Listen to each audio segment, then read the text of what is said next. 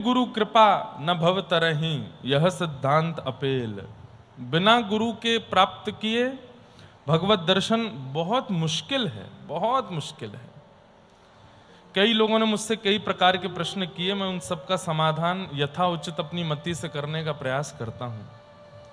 जैसे अधिकतर लोगों का ऐसा संशय आता है कि महाराज जी हमारी बाल काल में दीक्षा हो गई थी, हम तो जानते ही नहीं हमारे गुरु जी कौन है, हम तो जानते ही नहीं कि हमारे गुरु मंत्र क्या था, हमारे गुरु जी ने तो हमको कुछ दिया ही नहीं।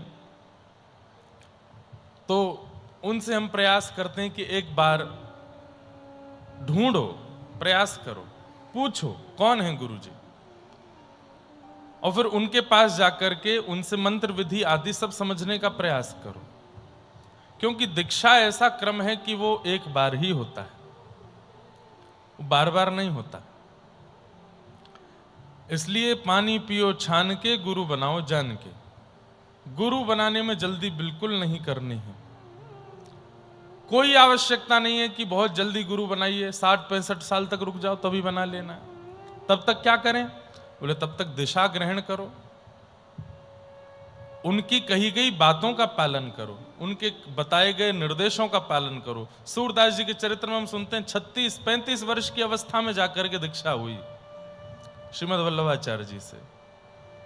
कहने का अभिप्राय, कई बार हम लोगों का आकर्षण प्रभाव की ओर हो जाता है और हम अपने गुरु का प्रभाव देख लेते हैं और प्रभाव देख करके मन में इच्छा प्रकट कर लेते हैं यही गुरु श्रेष्ठ है। लेकिन प्रभाव बहुत दिन तक टिकता नहीं। कुछ दिन बाद जब प्रभाव विश्राम होने लगता है तो फिर मन में आता है कि इनसे बढ़िया तो उनको गुरु बना लिया होता। और जैसे ही ये भाव आपके चित्त में आता है कि हमारे गुरु जी से बढ़िया तो ये हैं, इनको गुरु बना लिया होता, उसी समय महावैष्णव अपराध आपको लग जाता है। नहीं, पूज्य गोरेलाल कुंज वाले महाराज जी एक बार प्रवचन कर रहे थे, मैं सुन रहा था। उन्होंने एक बहुत अच्छी बात कही कि आज इतने जीवात्मा गुरु समाश्रण ग्रहण करने के बाद, गुरु दीक्षा ग्रहण करने के बाद भी भगवत अनुभव क्यों नहीं कर पा रहे हैं? क्योंकि मनोबुद्धि से अपने गुरु को स्वीकार नहीं कर पाए हैं। किसी अन्य विशेष महापुरुष को देख करके उनके चित्त में यह भाव आ जाता है कि हमारे गुरु जी से थोड़े अच्छे तो ये हैं।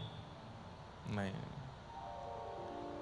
हमारे गुरु जी चाहे जैसे हैं वो सर्वश्रेष्ठ हैं, ये बात आपके चित्त में सदा रहनी चाहिए।